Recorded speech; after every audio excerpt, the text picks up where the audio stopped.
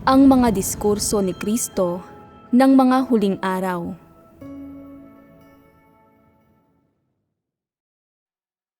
Ano ang katotohanang realidad? Ano ang unang prioridad pagdating sa paghahangad at pagkakamit sa katotohanan ngayon? Ito ay ang suriin muna ang mga mapanlihis na maling paniniwala at kasabihang dati ninyong inakalang tama at na nabibilang sa mga tradisyonal na kuro-kuro, at ang iwaksi ang mga iyon sa sandaling lubusan na ninyong maunawaan ang diwa ng mga iyon. Ang mga bagay na ito ang unang hanay ng mga tanikalang gumagapos sa mga tao.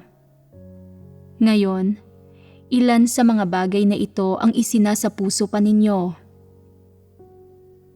Ganap na ba ninyong naiwaksi ang mga ito? Madali bang iwaksi ang mga bagay na ito? Halimbawa, may ilang taong gustong gampanan ang kanilang mga tungkulin, ngunit pakiramdam din nila ay dapat nilang igalang ang kanilang mga magulang na may kaakibat na mga damdamin. Kung patuloy mo lang napupungusan ang iyong mga damdamin, sasabihin sa sarili mong huwag isipin ang mga magulang at pamilya mo at isipin lang ang Diyos at tumuon sa katotohanan, ngunit hindi mo pa rin mapigilang isipin ang iyong mga magulang, hindi nito malulutas ang fundamental na problema. Upang malutas ang problemang ito, kailangan mong suriin ang mga bagay na inakala mong tama, pati na ang mga kasabihan, kaalaman, at teoryang minana mo at na naaayon sa mga kuro-kuro ng tao. Dagdag pa rito, kapag nakikitungo sa iyong mga magulang, tinutupad mo man ang iyong mga obligasyon bilang isang anak na alagaan sila, dapat ay ganap itong nakabatay sa iyong mga personal na kalagayan at sa mga pamamatnugot ng Diyos. Hindi ba't lubos nitong naipaliliwanag ang usapin? Kapag iniiwanan ng ilang tao ang kanilang mga magulang, pakiramdam nila ay malaki ang utang na loob nila sa kanilang mga magulang at nawala silang ginagawa para sa mga ito. Ngunit kapag kasama naman nila ito sa bahay, hindi talaga sila mabubuting anak sa kanilang mga magulang at hindi nila tinutupad ang alinman sa kanilang mga obligasyon. Isa ba itong tunay na mabuting anak? Pagsasabi ito ng mga walang kabuluhang salita. Ano man ang gawin, isipin, o planuhin mo, hindi mahalaga ang mga bagay na iyon. Ang mahalaga ay kung kaya mong unawain at tunay na paniwalaan na ang lahat ng nilikha ay nasa mga kamay ng Diyos. Taglay ng ilang magulang ang pagpapala at tadhanang makapagtamasa ng kaligayahan sa tahanan at ng saya ng isang malaki at masaganang pamilya. Kataas-taasang kapangyarihan ito ng Diyos at isa itong pagpapalang ibinibigay ng Diyos sa kanila. May ilang magulang na walang ganitong kapalaran. Hindi ito isinaayos ng Diyos para sa kanila. Hindi sila pinagpalang matamasa ang pagkakaroon ng isang masayang pamilya o matamasa ang pananatili ng kanilang mga anak sa piling nila. Pamamatnugot ito ng Diyos at hindi ito maipipilit ng mga tao. Anuman ang mangyari, sa huli, pagdating sa pagiging mabuting anak, kahit papaano ay dapat na magkaroon ang mga tao ng mentalidad ng pagpapasakop. Kung pinahihintulutan ng kapaligiran at may paraan ka upang gawin ito, maaari mong pakitaan ng pagiging mabuting anak ang iyong mga magulang. Kung hindi pinahihintulutan ng kapaligiran at wala kang paraan, huwag mong subukang ipilit ito. Ano ang tawag dito? Pagpapasakop ang tawag dito. Paano ba nagkakaroon ng ganitong pagpapasakop? Ano ba ang batayan ng pagpapasakop? Ito ay nakabatay sa lahat ng bagay na ito na isinasaayos ng Diyos at pinamamahalaan ng Diyos. Bagamat maaaring naisin ng mga taong pumili, hindi nila magagawa iyon. Wala silang karapatang pumili at dapat silang magpasakop. Kapag nararamdaman mong dapat magpasakop ang mga tao at na ang lahat ng bagay ay pinamamatnugutan ng Diyos, hindi ba't mas nagiging kalmado ang iyong puso? Kung gayon, ay makararamdam pa rin ba ng pang-uusig ang iyong konsensya? Hindi na ito palaging makararamdam ng pang-uusig at hindi na mangingibabaw sa iyo ang ideya ng hindi pagiging mabuting anak sa iyong mga magulang.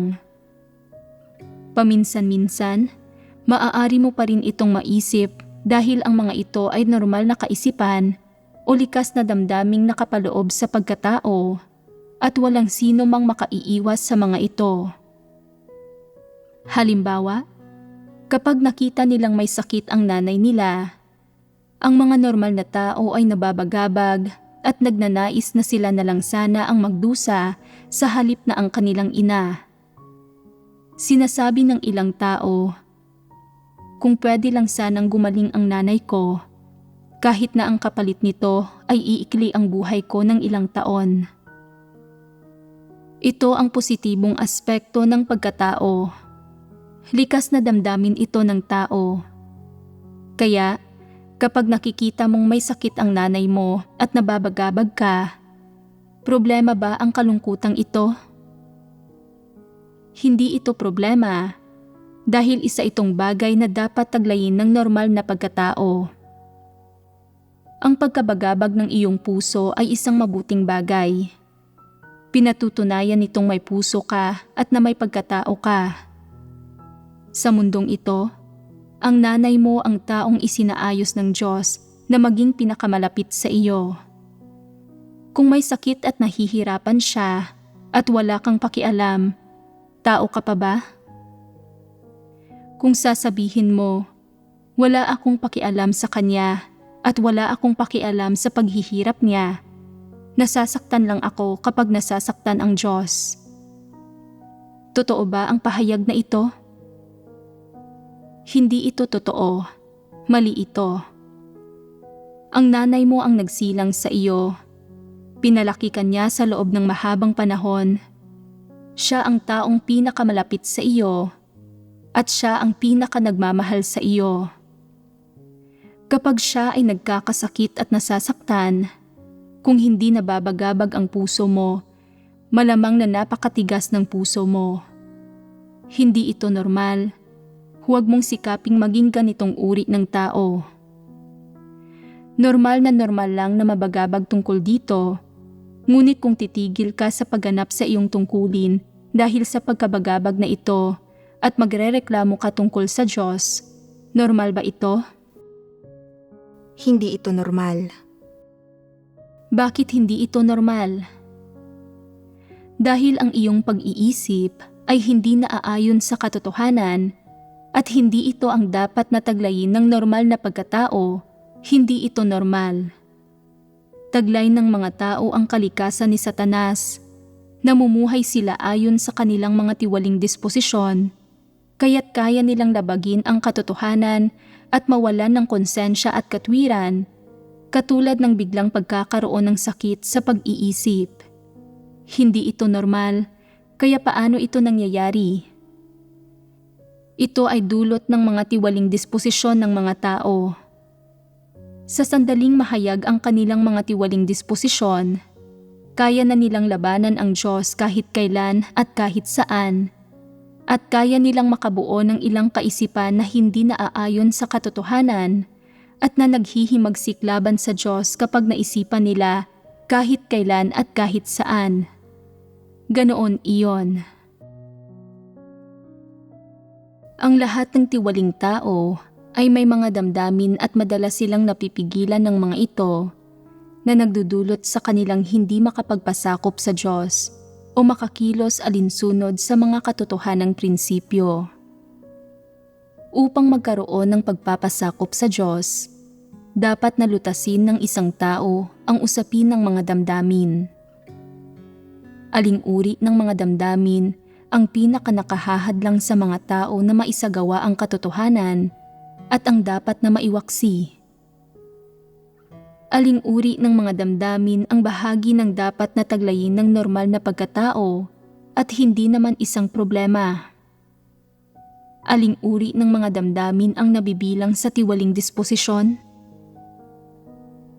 Dapat ay malinaw na makilatis ang mga bagay na ito. Halimbawa, sabihin ng naapi ang iyong anak at bilang kanyang nanay, poprotektahan mo siya at hahanapin ang pamilyang ng api sa iyong anak upang paliwanagan sila. Normal ba ito? Anak mo iyon, kaya angkop at normal na protektahan mo siya. Ngunit kung mang-aapi ang iyong anak ng ibang bata, kung mang-aapi pa siya ng mababait na bata at nakikita mo ito ngunit wala kang pakialam at naniniwala kang nakatutuwa ang anak mo at palihim mo pa siyang tinuturuang manakit ng ibang tao at kapag pinupuntahan ka ng ibang tao upang paliwanagan ka, pinagtatanggol mo pa rin ang iyong anak. Tama ba ang pag-uugaling ito? Hindi ito tama. Ano ang problema sa pag-uugaling ito? Ito ay nauudyukan ng mga damdamin. Bakit ko sinasabing nauudyukan ito ng mga damdamin? Iniisip mong hindi katanggap-tanggap na apihin ng ibang tao ang anak mo at kung medyo magdurusa ang anak mo, agad kang kikilos upang lutasin ang problema at hihingi ka ng paliwanag. Kaya bakit bulag ka sa pang-aapi ng anak mo sa mga anak ng ibang tao? Hinihikayat mo pa ang anak mong manakit ng iba, hindi ba't mapaminsala iyon? Ang mga taong gumagawa nito ay may mapaminsalang disposisyon. Paano ito maipaliliwanag sa usapin ng mga damdamin? Ano ang nagbibigay katangian sa mga damdamin? Tiyak na hindi ang anumang positibo. Ito ay nakatuon sa mga pisikal na relasyon at nagbibigay kasiyahan sa mga kagustuhan ng laman. Paboritismo, pagtatanggol sa mga kakulangan ng iba, pagkagiliw, pagpapalayaw, at pagpapakasasa ay lahat nasa ilalim ng mga damdamin. Ang ilang tao ay masyadong nagtitiwala sa mga damdamin. Tumutugon sila sa anumang nangyayari sa kanila batay sa kanilang mga damdamin. Sa kanilang puso, alam na alam nilang mali ito. Gayunpaman ay hindi pa rin nila magawang maging objektibo, lalo na ang kumilos ayon sa prinsipyo. Kapag palaging napipigilan ng mga damdamin ang mga tao, kaya ba nilang isagawa ang katotohanan? Napakahirap nito. Ang kawalan ng kakayahan ng maraming tao na isagawa ang katotohanan ay pangunahing bunga ng mga damdamin. Itinuturing nila ang mga damdamin bilang napakahalaga. Inuuna nila ang mga ito. Mga tao ba sila na nagmamahal sa katotohanan? Tiyak na hindi. Ano ang mga damdamin sa diwa? Ang mga ito ay uri ng tiwaling disposisyon. Ang mga pagpapamalas ng mga damdamin ay mailalarawan gamit ang ilang salita. Paboritismo, pagprotekta sa iba ng walang prinsipyo, pagpapanatili ng mga pisikal na relasyon at pagkiling. Ito ang mga damdamin. Ano ang mga posibleng kahihinatnan ng pagkakaroon ng mga tao ng mga damdamin at pamumuhay ayon sa mga ito? Bakit pinakakinasusuklaman ng Diyos ang mga damdamin ng mga tao? Ang ilan ay palaging napipigilan ng kanilang mga damdamin, hindi nila maisagawa ang katotohanan, at bagamat nais nilang magpasakop sa Diyos, hindi nila magawa. Kaya pakiramdam nila ay pinahihirapan sila ng kanilang mga damdamin. Maraming tao ang nakakaunawa sa katotohanan, ngunit hindi ito maisagawa. Ito rin ay dahil napipigilan sila ng mga damdamin. Halimbawa, nililisan ng ilang tao ang kanilang tahanan upang gampanan ang kanilang mga tungkulin, ngunit araw-gabi nilang iniisip ang kanilang pamilya at hindi nila magampanan ng maayos ang kanilang mga tungkulin. Hindi ba't problema ito? Ang ilang tao ay may lihim na nagugustuhang tao at ang taong iyon lang ang may puwang sa kanilang puso na nakaaapekto sa pagganap nila sa kanilang mga tungkulin. Hindi ba't problema ito? Hinahangaan at iniidolo ng ilang tao ang iba. Wala silang ibang pinakikinggan kundi ang taong iyon, hanggang sa puntong ni hindi na sila nakikinig sa sinasabi ng Diyos. Kahit na may ibang taong nagbabahagi ng katotohanan sa kanila, ayaw nila itong tanggapin. Ang mga salita lang ng taong iyon ang pinakikinggan nila, ang mga salita ng idolo nila. Ang ilang tao ay may iniidolo sa kanilang puso at hindi nila pinahihintulutan ang ibang taong magsalita tungkol sa kanilang idolo o banggain ito. Kung may magsasalita tungkol sa mga problema sa idolo nila, nagagalit sila at kinakailangan nilang ipagtanggol ang kanilang idolo at baligtarin ang mga salita ng taong iyon.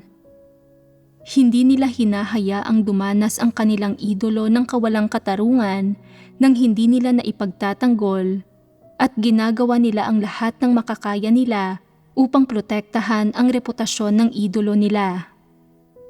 Gamit ang kanilang mga salita, ang mga kamalian ng kanilang idolo ay nagiging tama at hindi nila hinahayaan ang mga taong magsabi ng totoo o ilantad ang kanilang idolo. Hindi ito katarungan. Mga damdamin ang tawag dito. Nakapatungkol lang ba ang mga damdamin sa pamilya ng isang tao? Napakalawak ng saklaw ng mga damdamin. Ang mga iyon ay isang uri ng tiwaling disposisyon. Ang mga iyon ay hindi lamang tungkol sa mga ugnayan ng laman ng mga miyembro ng pamilya. Hindi limitado sa ganoong saklaw ang mga iyon.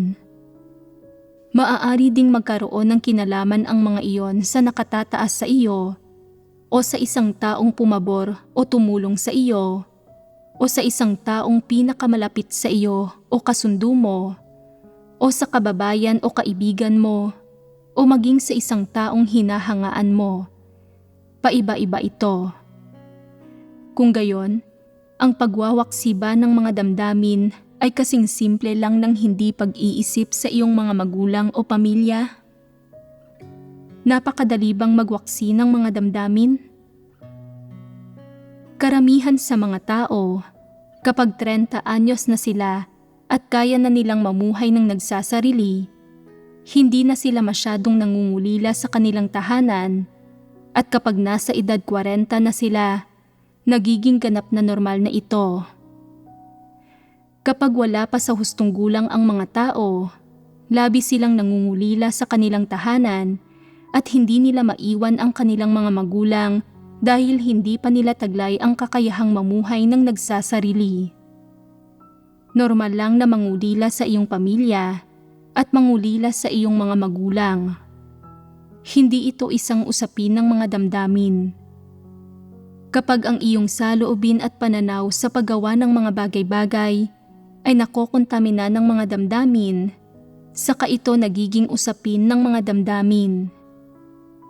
Dahil magkadugo kayo ng iyong mga magulang sa antas ng laman at magkasama kayong namuhay sa loob ng napakaraming taon, normal lang na mangulila ka sa iyong mga magulang. May ilang taong nagsasabing hindi talaga sila nangungulila sa kanilang mga magulang, ngunit marahil ay kaaalis lang nila sa kanilang tahanan at ang lahat ng nakikita nila ay kakaiba at bago. Sa wakas, ay natakasan na nila ang pangungulit ng kanilang mga magulang at wala nang sumusubok na kontrolin sila, kaya masaya sila. Ngunit ibig bang sabihin ng pagiging masaya ay wala na silang mga damdamin? Hindi ganoon iyon. Sinasabi ng ilang tao, ilang taon na akong sumasampalataya sa Diyos at may ilang katotohanan na akong naunawaan. Ginagampanan ko ang aking tungkulin ng hindi talaga napipigilan ng mga damdamin at wala na akong mga damdamin. Praktikal ba ang pahayag na ito? Malinaw na mga salita ito ng isang taong hindi nakauunawa sa katotohanan. Kapag ang mga tao ay nakikinig sa maraming sermon, nakauunawa ng ilang salita at doktrina, at nakapagtatalakay ng ilang espiritual na teorya, iniisip nila, lumago na ang aking tayog at marami na akong katotohanang nauunawaan. Kung maaaresto ako, hindi ako magiging isang Judas. Kahit papaano ay taglay ko ang pananampalataya at determinasyong ito. Hindi ba tayog ito? Kapag inaalala ko ang kasiglahan ko noong una akong sumampalataya sa Diyos, handa ako noon na ialay ang buong buhay ko sa Diyos. Ang kasiglahan at pangakong iyon ay hindi nagbago at hindi nabawasan kahit kaunti. Hindi ba't pag-usad ito? Isa ba itong paimbabaw na pinomena? Paimbabaw na pinomena ang lahat ng ito. Kung nais ng mga taong magkaroon ng tunay na pag-usad, kailangan nilang maunawaan ang katotohanan. Makagagawa ba ng tunay na pagbabago ang pagkakaroon ng kakayahang magtalakay ng mga doktrina at espiritual na teorya? Kung hindi mo malutas ang sarili mong mga problema at hindi mo maisagawa ang alinman sa katotohanan, magiging kapaki-pakinabang ka ba sa iba?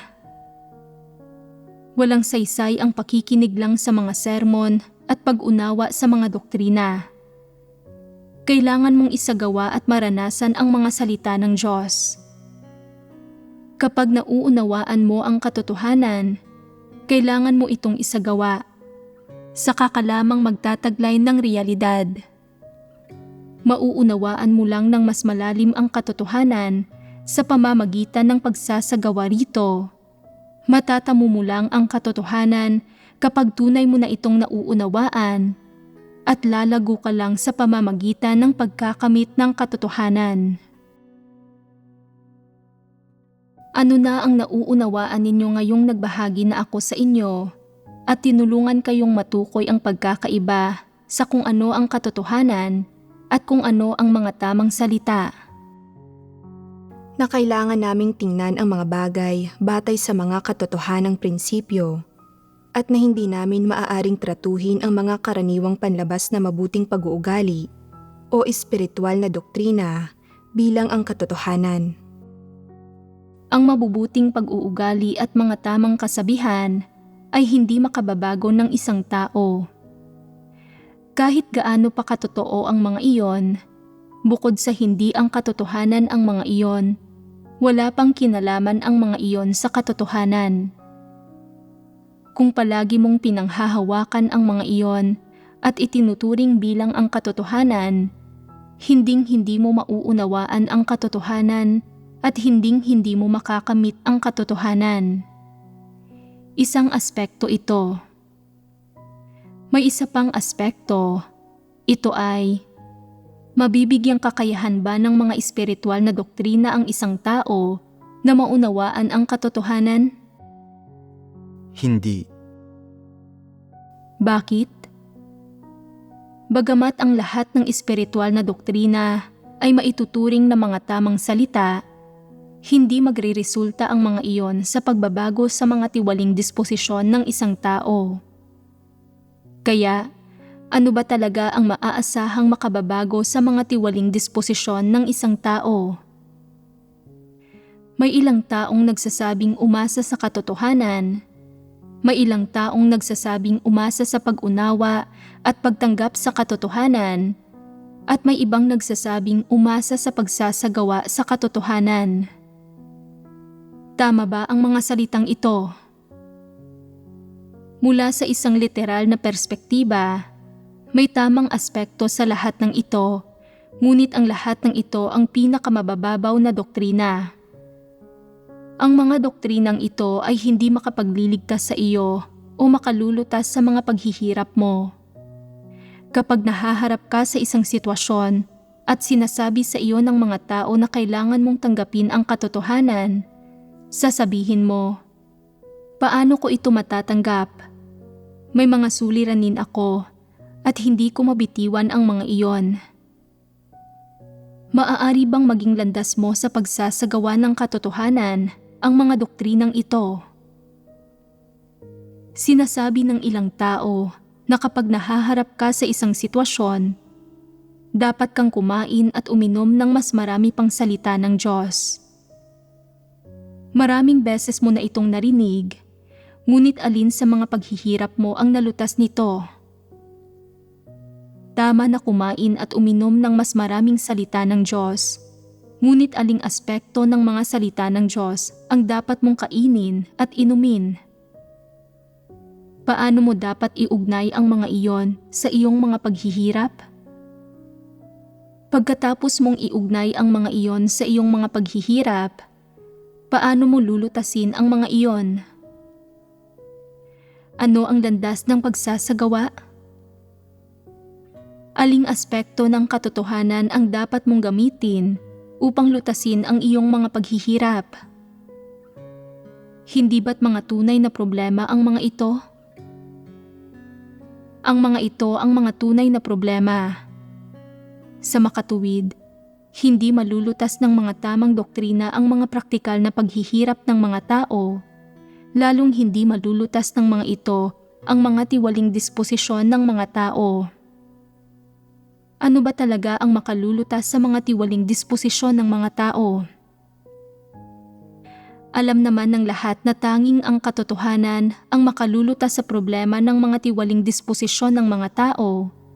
Ngunit kung hindi nauunawaan ng mga tao kung ano ang katotohanan, o kung hindi nila hinahanap o tinatanggap ang katotohanan, malulutas ba ang mga tiwaling disposisyon nila? Hindi. Sa makatuwid, upang malutas ang mga tiwaling disposisyon ng isang tao, kailangan niyang danasin ang gawain ng Diyos. Ibig sabihin, madadalisay lang ang mga tiwaling disposisyon ng isang tao sa pamamagitan ng pagdanas sa paghatol at pagkastigo ng Diyos. Hinihingi nito sa mga tao na maghangad sa katotohanan at makiisa sa gawain ng Diyos upang magkamit ng mga resulta. Kung hindi mo hinahangad ang katotohanan at tutuon ka lang sa pag-unawa sa mga espiritual na doktrina, nang hindi nalalaman kung ang mga iyon ang katotohanan o hindi, ngunit tinatanggap ang mga iyon bilang ang katotohanan, malulutas ba nito ang mga tiwaling disposisyon mo? Dagdag pa rito, kung hindi mo nauunawaan ang katotohanan, kapag nagpapakita ka ng tiwaling disposisyon, makikilatis mo ba ito? Maihahambing mo ba ito sa mga salita ng Diyos? 100% ang katiyakan na hindi mo ito magagawa. Maaaring pikit mata kang gumamit ng mga regulasyon na lalo namang hindi makalulutas ng mga tiwaling disposisyon mo. Ano ang pinakamahalagang bagay sa paglutas sa mga tiwaling disposisyon? Ang pinakamahalagang bagay ay dapat maunawaan ng mga tao ang katotohanan. Sa ngayon, itinuturing ng karamihan ang mga doktrina bilang ang katotohanan at hindi nila nauunawaan kung ano ang katotohanan. Katulad ng halimbawa ng mga damdamin na aking binanggit, ang unang paraan ng nanay ay ang protektahan ang kanyang anak sa pang-aapi na makatwira naman. Sa inyong pananaw, mga damdamin ito, hindi mo pwedeng gawin iyon. Dapat na punahin at kondinahin ang ganitong pag-uugali. Tinutukoy ninyong mga bagay na lumalabag sa katotohanan, ang mga bagay na walang kinalaman sa katotohanan, na walang kaugnayan sa katotohanan, at sa katunayan, ay ang ilang bagay na dapat na likas na gawin ng mga tao at pagkatapos ay tinatanggihan ninyo ang mga bagay na iyon. Iniisip ninyong ang pagsunod sa prinsipyong ito ay pagsasagawa sa katotohanan. At tungkol naman sa pangalawang paraan ng pangungunsinti ng nanay sa pang-aapi ng kanyang anak sa mga anak ng ibang tao, kapag talagang may kinalaman ito sa pagpapakita ng isang tiwaling disposisyon at pagsasagawa sa katotohanan, iniisip mo, basta't hindi ito paggawa ng kasamaan, hindi ito ganoon kalaking problema. Bakit may mga ganoon kang kaisipan at pagkaunawa? Dahil hindi namin nauunawaan ang katotohanan. Narito ang problema. Kaya, dahil hindi nila nauunawaan ang katotohanan, kadalasan ay pinipili ng mga tao ang isang pamamaraang sa tingin nila ay tama at inaakala nilang isinasagawa nila ang katotohanan. Sa maraming pagkakataon, dahil hindi nila nauunawaan ang katotohanan, magagamit at masusunod lang ng mga tao ang mga regulasyon at kapag nahaharap sa mga usapin, hindi nila alam kung paano pangangasiwaan ang mga ito, kaya itinuturing nila ang pagsunod sa mga regulasyon bilang pagsasagawa sa katotohanan. Magkakamit ba ng pag-usad sa buhay ang mga taong sumasampalataya sa Diyos ng ganito? Magkakamit ba sila ng pagkaunawa sa katotohanan at makapapasok ba sila sa realidad? Maraming taong naniniwalang ang kakayahang magtalakay ng mga salita at doktrina ay pag-unawa sa katotohanan at pagiging angkop na mananampalataya ng Diyos. Kung gayon, bakit nagpapakita pa rin sila ng mga tiwaling disposisyon sa maraming usapin? Bakit hindi nila malutas ang mga praktikal na problemang kanilang hinaharap? Pinatutunayan nitong ang kakayahang magtalakay ng mga salita at doktrina ay hindi talaga pag-unawa sa katotohanan. Kahit gaano pa karaming doktrina ang kaya mong talakayin, hindi nito pinatutunayang nagkamit ka na ng katotohanan. Dapat ay magawa mong lutasin ang mga praktikal na problema at hanapin ang mga prinsipyo ng pagsasagawa. Iyon lang ang tunay na pag-unawa sa katotohanan. Maraming taong nag-iisip na basta't kaya nilang gampanan ang kanilang mga tungkulin, magdusa at magbayad ng halaga, kahit ano pang mga tiwaling disposisyon ang kanilang ihayag, hindi ito malaking problema. Iniisip nilang basta't ginagampanan nila ang kanilang mga tungkulin, basta't kaya nilang magdusa at hindi magreklamo tungkol sa Diyos, ibig sabihin ay minamahal na nila ang Diyos at nagpapakita na sila ng katapatan.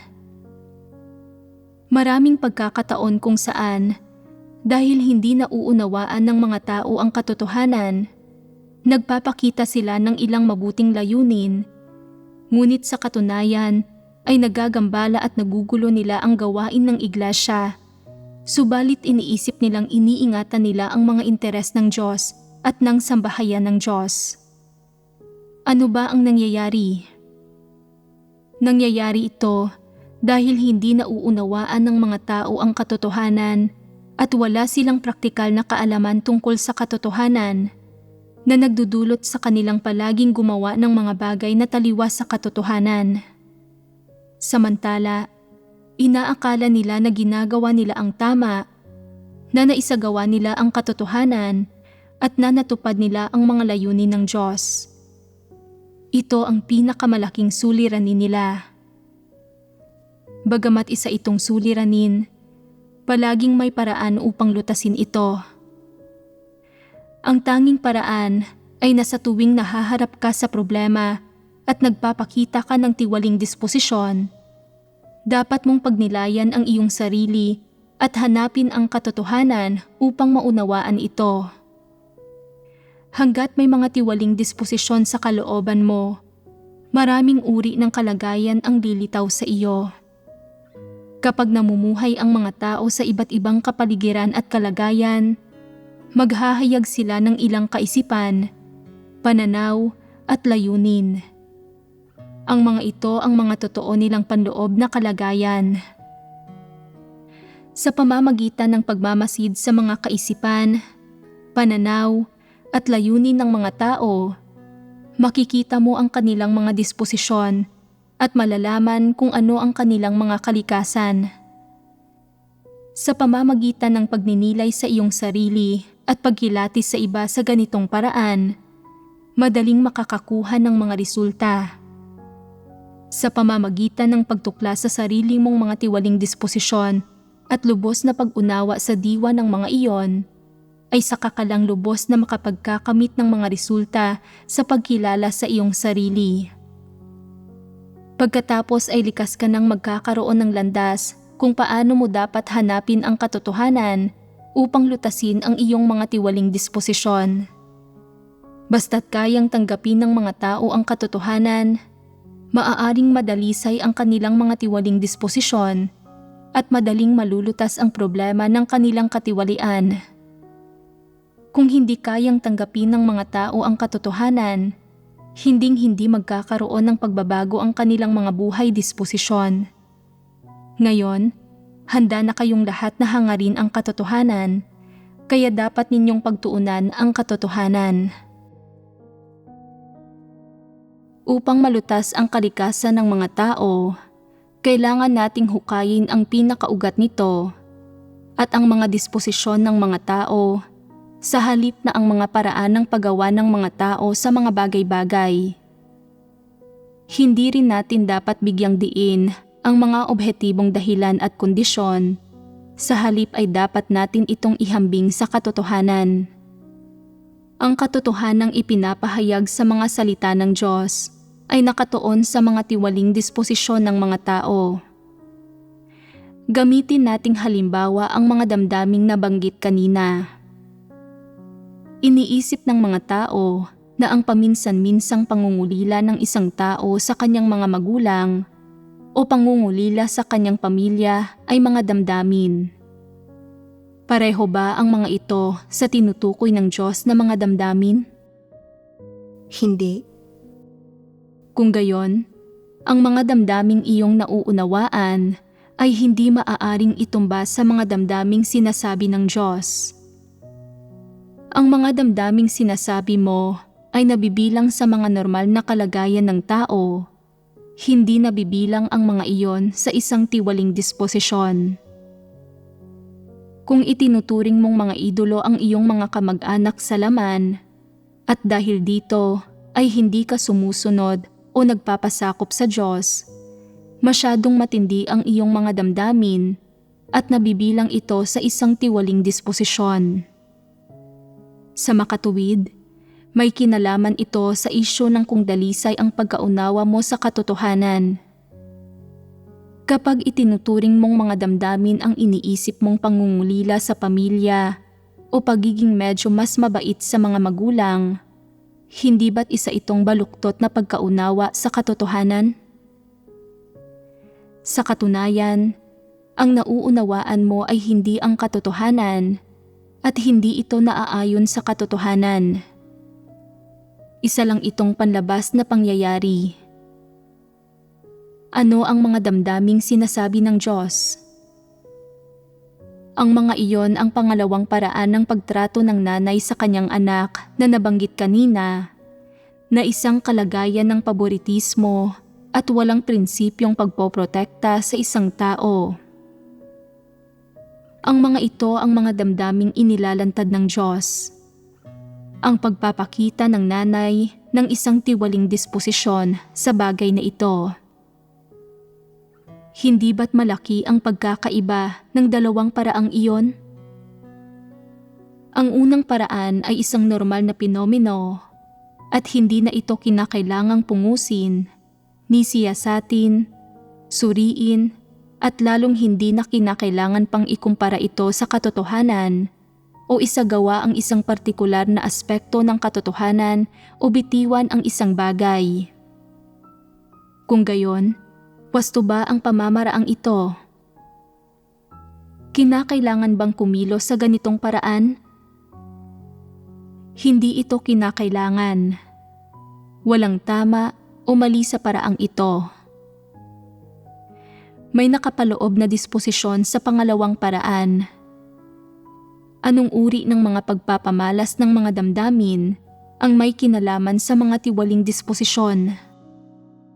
Paboritismo, pagpoprotekta sa iba ng walang prinsipyo, pagpapanatili ng mga ugnayan sa laman, at kawalan ng katarungan. Ang mga ito ang mga bagay na kumakatawan sa mga salitang, mga damdamin na sinasabi ng Diyos. Kung kaya mong unawain ang mga ito at tunay na iugnay ang mga bagay na ito sa iyong sarili, dapat mong pagsikapang lutasin ang mga tiwaling disposisyong ito.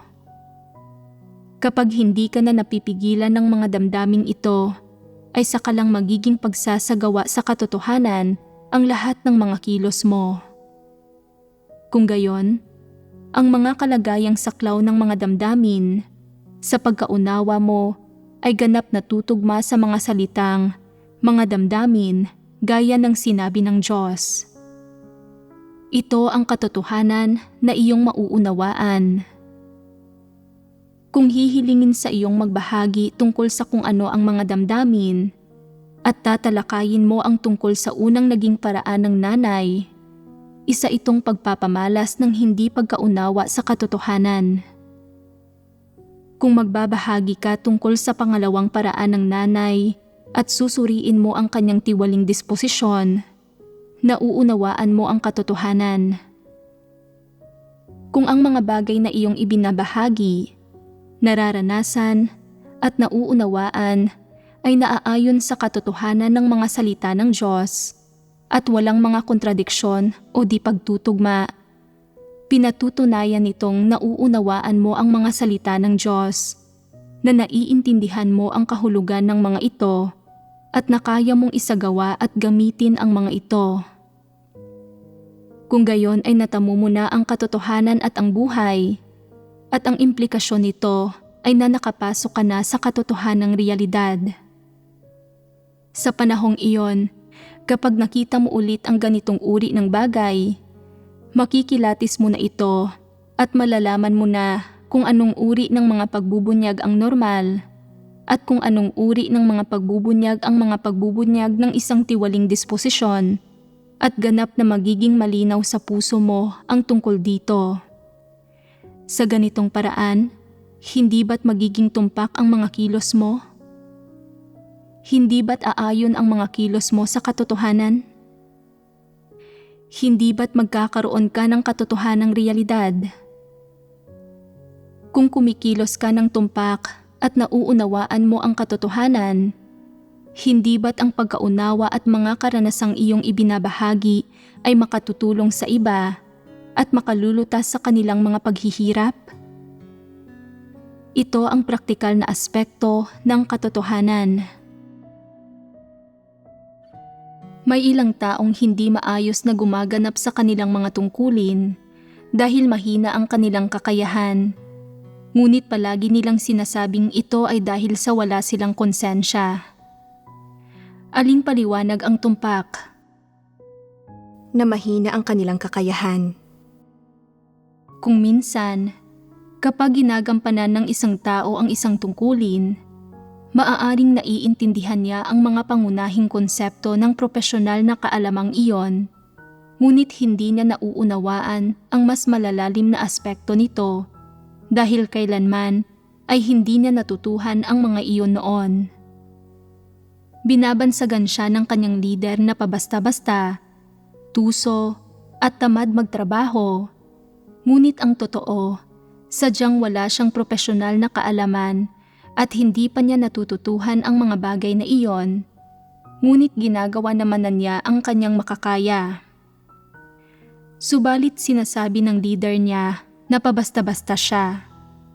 Hindi ito naaayon sa mga katunayan. Walang pakundangang paggamit ito ng terminolohiya at walang pakundangang pagbabansag. Bakit ba walang pakundangang gumagamit ng terminolohiya at nagbabansag ng iba ang mga tao? Hindi ba't ito ay dahil hindi nila nauunawaan ang katotohanan? Ang ilang tao ay tiyak na sasang-ayon. Ang ilang tao ay magsasabing dahil ito sa mababa ang kakayahan niya at masyado siyang naguguluhan. At ang ibang tao naman ay magsasabing dahil ito sa masyadong masama ang kanyang pagkatao at mali ang mga layunin niya. Alin paliwanag ang tama? Ang totoo, umiiral ang tatlong kalagayang ito at dapat na gumawa ng paghatol ayon sa partikular na kaso. Kung dulot ito ng hindi niya pagkaunawa sa katotohanan, ngunit may nagsasabing ito ay dahil sa mahina ang kakayahan niya at masyado siyang naguguluhan, hindi tumpak ang mga salitang ito. Kung malinaw na dulot ito ng kanyang masamang pagkatao at mga lihim na motibo, ngunit may nagsasabing ito ay dahil sa mahina ang kakayahan niya at masyado siyang naguguluhan, pagbabaluktot ito sa mga katunayan at malamang na dahil dito ay makalusot ang masasamang tao. May ibang kasong dulot ng hindi pagkaunawa ng mga tao sa katotohanan, ngunit sinasabi ng iba na dulot ang mga iyon ng masamang pagkatao ng mga taong iyon. Hindi tumpak ang ganitong pagtingin sa mga bagay at malamang na ituturing nilang masasamang tao ang mabubuting tao na magiging masama ang mga kahihinatnan. Maraming taong hindi nakakikilati sa mga bagay na ito at hindi lubusang nakauunawa sa diwa ng problema. Pikit mata silang gumagamit ng mga regulasyon at bumubuo ng mga konklusyon batay sa sarili nilang mga ideya, at pagkatapos, pakiramdam nila ay may pagkilatis na sila at na nakikita na nila ng malinaw ang mga bagay. Hindi ba't ito ay pagmamataas at pag-aakalang mas matuwid sila kaysa sa iba? Kung masama ang pagkatao ng isang tao at walang pakundangan niyang binabansagan at kinokondina ang mga tao batay sa sarili niyang mga lihim na motibo, ito ay ang kalikasan ng isang masamang tao. Kaunti lang ang gayong mga tao. Karamihan ng mga tao ay gumagawa ng ganitong uri ng bagay dahil hindi nila nauunawaan ang katotohanan. Ang mga taong hindi nakauunawa sa katotohanan ay walang pakundangang gumagamit ng mga regulasyon at ng mga espiritual na terminolohiya. Halimbawa, may ilang taong malinaw na may problema sa kanilang pagkatao. Palagi silang naghahanap ng mga paraan upang magpakatamad at hindi sila nagsisikap habang ginagampanan ang kanilang mga tungkulin. Ngunit sinasabi ng mga taong walang pagkilatis na mahinang kakayahan ito. May ilang taong malinaw na may pagpapahalaga sa katarungan at kapag may nakikita silang bagay na lumalabag sa mga prinsipyo, isinusumbong nila ito at iniingatan nila ang mga interes ng iglesia. Ngunit madalas silang nababansagang mapagmataas at nag-aakalang mas matuwid kaysa sa iba ng mga taong hindi nakauunawa sa katotohanan at itinuturing pa nga silang masasamang tao na talagang hindi makatarungan sa mabubuting tao. May ilang taong malinaw na mababa ang tayog at pansamantala silang nanghihina habang napipigilan ng kanilang mga damdamin at ilalarawan sila ng mga taong hindi nakauunawa sa katotohanan bilang mga taong masyadong matindi ang mga damdamin at walang sinserong puso para sa Diyos. Ganito ang mga taong walang taglay na katotohanan. Palagi silang walang pakundangang gumagamit ng mga regulasyon nang hindi isinasaalang-alang ang pinagmulan o ang aktwal na sitwasyon. Sa una ay ganito ang sinasabi nila at sa susunod ay iba na naman. Kaya bang gamitin ng gayong mga tao ang katotohanan upang lumutas ng mga problema? Kapag sinusubukan ng mga taong hindi nakauunawa sa katotohanan na lumutas ng mga problema, hindi nila kayang magbigay ng tamang lunas. Para bang sinusubukan nilang gamutin ang isang taong masakit ang tiyan sa pamamagitan ng paggamot sa ulo nito. Hindi nila mahanap ang ugat ng problema. Hindi nila nauunawaan kung nasaan ang ugat ng problema o kung ano ang sinasabi at tinutukoy ng mga salita ng Diyos. Hindi ito pagkaunawa sa katotohanan.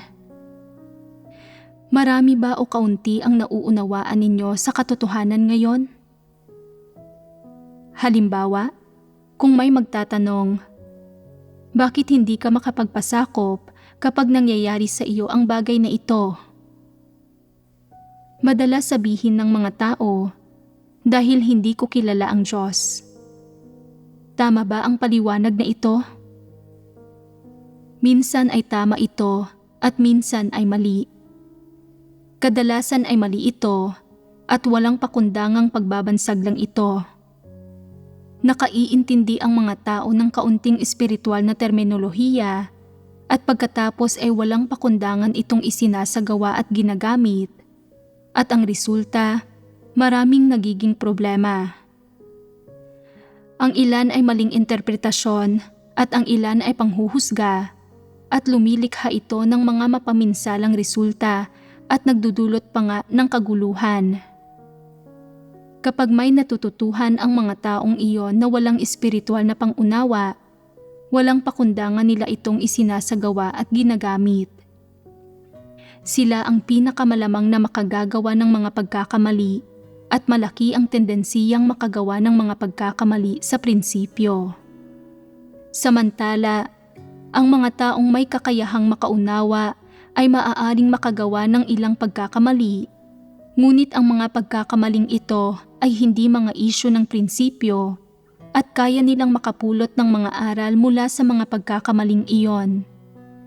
Kung katawa-tawa ang pag-unawa ng mga tao, kung mali ang interpretasyon nila sa mga salita ng Diyos kapag binabasa nila ang mga iyon, kung may mga paglihis sa pagkaarok nila kapag nakikinig sila sa mga sermon, at kung may tendensiya silang maghanap ng pagkakamali at ng maipipintas, masyado itong nakayayamot.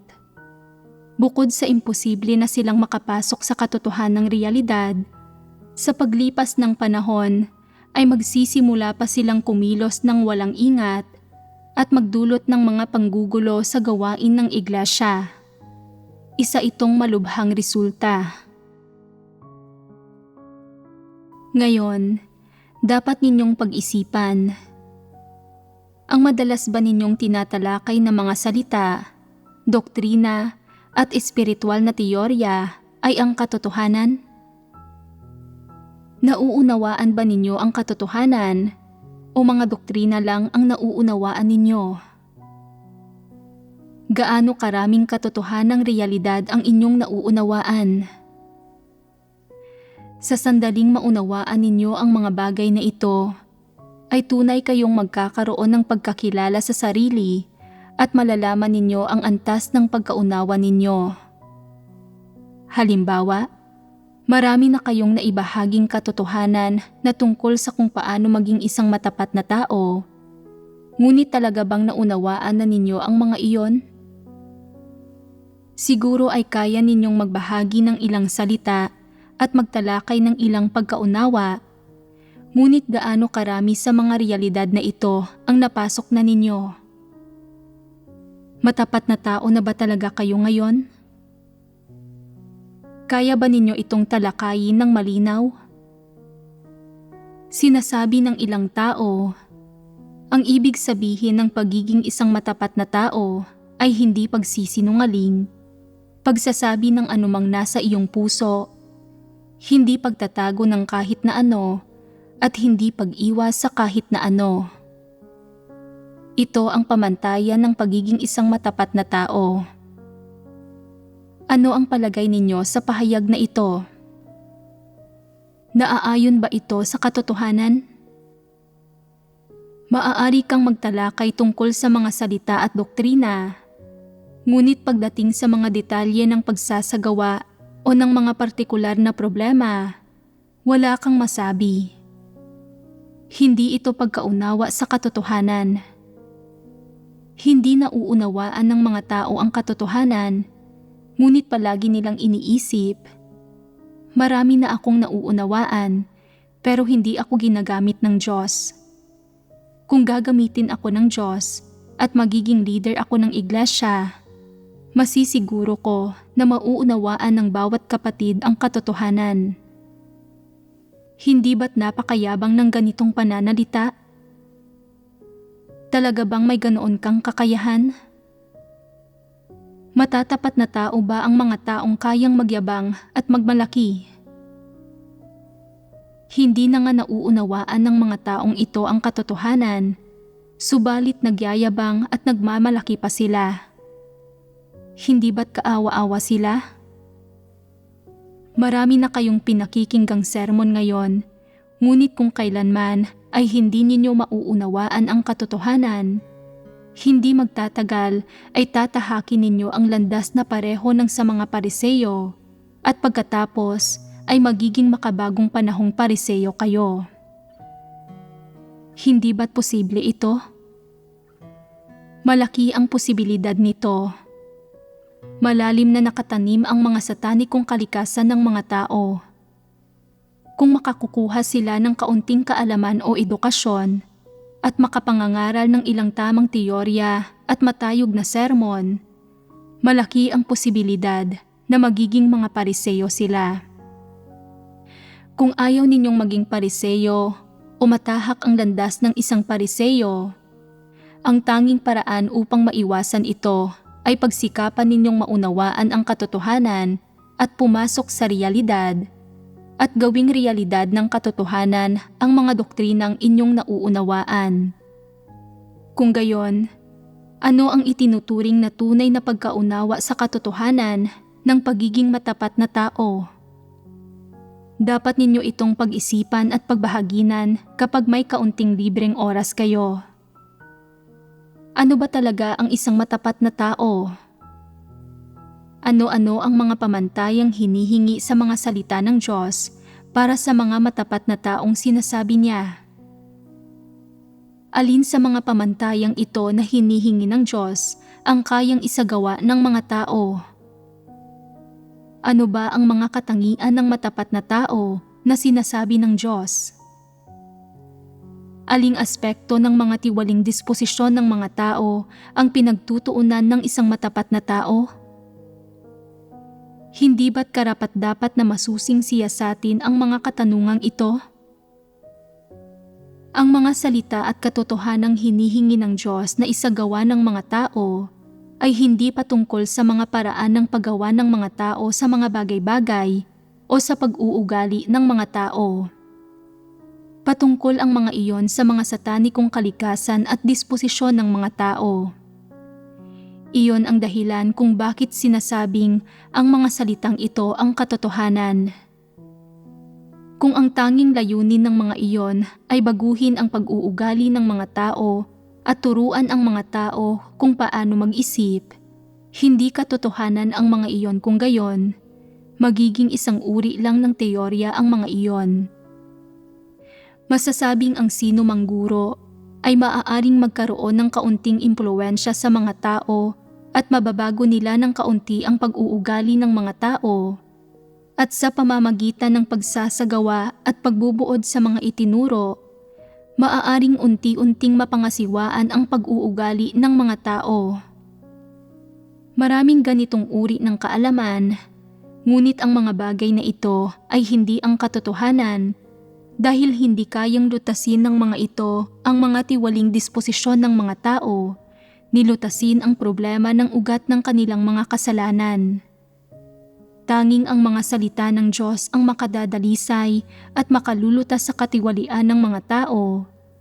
Tanging ang mga salita ng Diyos ang lubusang makalulutas sa mga satanikong kalikasan ng mga tao. At sa makatuwid, tanging ang mga salita ng Diyos ang katotohanan. Ano ang tunay na kabuluhan ng katotohanan ng mga salita ng Diyos? Karapat-dapat itong pagnilayan, pag-isipan, at madalas na sama-samang pagbahaginan. Huwag na huwag ninyo itong kalilimutan. Ang mga bagay na nakapagbabago lang ng pag-uugali ng mga tao ay hindi ang katotohanan. Kaalaman at mga batas lang ang mga iyon. Hindi lang pag-uugali ng mga tao ang kayang baguhin ng katotohanan, kaya rin nitong baguhin ang kanilang mga tiwaling disposisyon. Dagdag pa rito, kaya nitong baguhin ang kanilang mga ideya at kuro-kuro at maging buhay ng isang tao. Iyon ang katotohanan.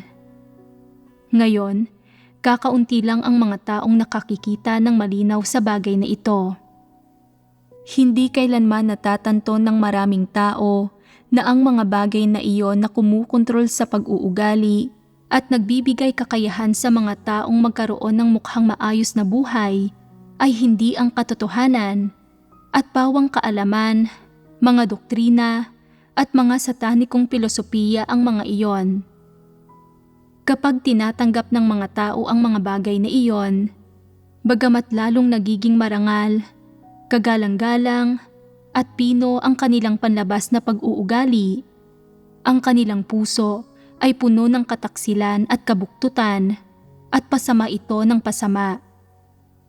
Ang mga bagay na ito ang mga lason at teorya ni Satanas, mga bagay na ginagamit ni Satanas upang ilihis at gawing tiwali ang mga tao. Ang mga ito ay talagang hindi ang katotohanan at hindi sa Diyos nanggagaling ang mga ito. Tanging ang mga bagay na nagbibigay kakayahan sa mga taong maging matapat, maginhawa at malaya, na nagbibigay kakayahan sa kanilang makilala ang lumikha, magkaroon ng mga pusong natatakot sa Diyos, at magpasakop sa mga pangangasiwa at pagsasaayos ng Diyos, ang katotohanan. Kahit ano pang perspektiba ang iyong tinatanggap, at kahit ano pang landas ang iyong sinusundan, kung bumubuti ang iyong pag-uugali at nagiging tanyag ka, ngunit bahagya lang ang iyong may takot sa Diyos na puso, at bahagya lang ang tunay na pananampalataya mo sa Diyos, at talagang hindi maganda ang ugnayan mo sa Diyos, at lalong lumalayo ang puso mo sa Diyos, ang mga bagay na pinanghahawakan mo ay hindi mga positibong bagay, at ang mga iyon ay talagang hindi ang katotohanan. Kung pumipili ka ng landas o ng paraan ng pamumuhay, at tinatanggap mo ang ilang bagay, at idinudulot ng mga bagay na ito na maging totoo at matapat ka, at idinudulot na mahalin mo ang mga positibong bagay at kapuotan ang mga buktot at negatibong bagay, at idinudulot sa iyo na magkaroon ka ng may takot sa Diyos na puso at bukal sa loob na tanggapin ang kataas-taasang kapangyarihan at mga pagsasaayos ng lumikha, ang mga bagay na ito ang katotohanan at talagang sa Diyos galing ang mga ito. Masusukat mo ang mga bagay ayon sa mga pamantayang ito. May ilang doktrinang kayang sabihin at sinasabi na ng mga tao ng maraming taon. Gayunpaman, pagkatapos sabihin ng maraming beses ang mga bagay na ito, hindi naman nagbago ang mga panloob na disposisyon ng mga tao. Kahit bahagya ay hindi nagbago ang kanilang mga kalagayan at ang mga pananaw, paraan ng pag-iisip at ang pinagsimulan at mga layunin sa likod ng mga kilos nila ay hindi nagbago sa anumang paraan. Kaya dapat kayong magmadali na isuko ang mga bagay na iyon at huwag na ninyong panghawakan ang mga iyon. Ang mga iyon ay talagang hindi ang katotohanan.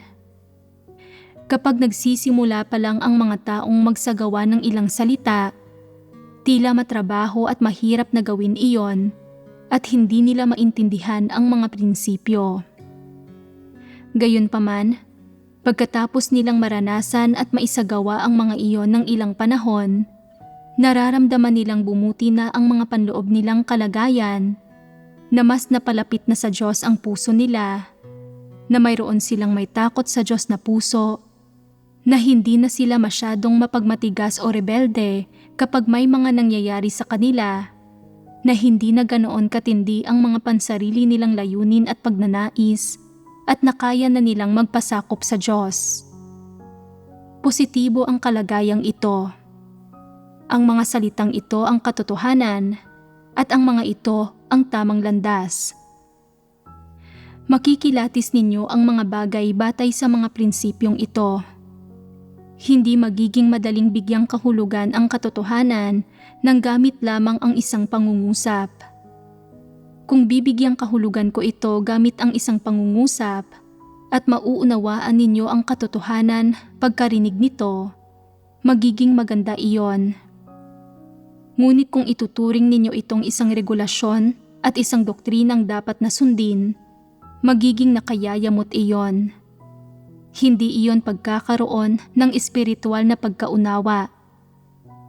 Kaya, ibinigay ko sa inyo ang mga prinsipyong ito at dapat kayong gumawa ng mga paghahambing, dumanas, magsagawa at magtamo ng kaalamang batay sa karanasan ng alinsunod sa mga prinsipyong ito. Huwag kayong basta kumilos at umasal alinsunod sa mga prinsipyong ito. Dapat din ninyong tingnan ang mga tao at bagay at suriin ang mga tao ayon sa mga prinsipyong ito. Sa pamamagitan ng pagdanas at pagsasagawa sa ganitong paraan, malalaman ninyo kung ano ang katotohanan. Kung hindi nauunawaan ng mga tao kung ano ang katotohanan, at kung hindi nila alam na ang mga salita ng Diyos ang katotohanan, matatamo ba nila ang buhay? Matatamo ba nila ang pagbabago sa buhay disposisyon? Bagamat sa panlabas, hindi masyadong mataas na mga pamantayan ang mga hinihingi ng Diyos sa mga tao sa kanyang mga salita, at medyo simple lang ang mga iyon, kung hindi mo nauunawaan ang ipinahihiwatig na kahulugan ng katotohanan, o kung gaano karaming praktikal na paksa ang nakapaloob sa katotohanan, at nauunawaan mo lang ang katotohanan sa usapin ng mga salita at doktrina, hinding-hindi ka makapapasok sa mga katotohanang realidad na hinihingi ng Diyos na pasukin ng mga tao.